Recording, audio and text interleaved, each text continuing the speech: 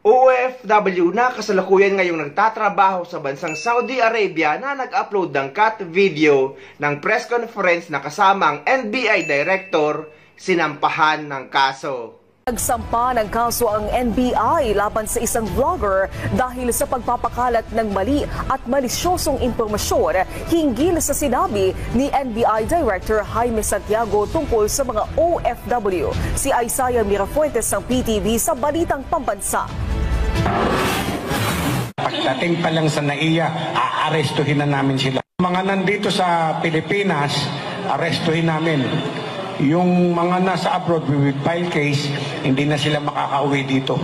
Kumakalat ang video na ito online na makikita si National Bureau of Investigation Director Jaime Santiago at may caption na, "Bagong pananakot sa mga OFW.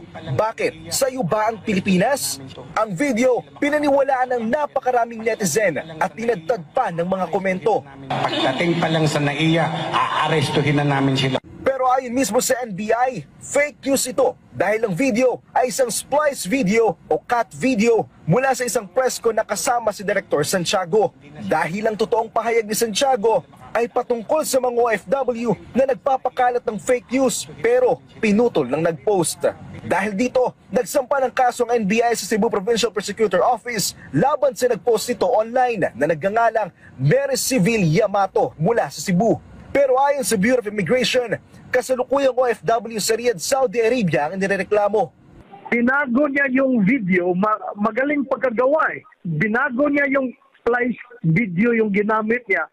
Nagbago yung pananalita ng director namin. Iniba niya yung contents ng interview. Paglabag sa Article 154 o unlawful use of means of publication and unlawful utterance at paglabag sa Article 142 o inciting to sedition ang kasong isinampa ng NBI laban kay Mary Civil Yamato. Hanggang sa ngayon, hindi pa rin naalis na nag-post ang video na ito sa kanyang TikTok account. Nanindigan ng NBI, nakaisa sila sa pagpapahinto ng pagkalat ng mga peking balita online.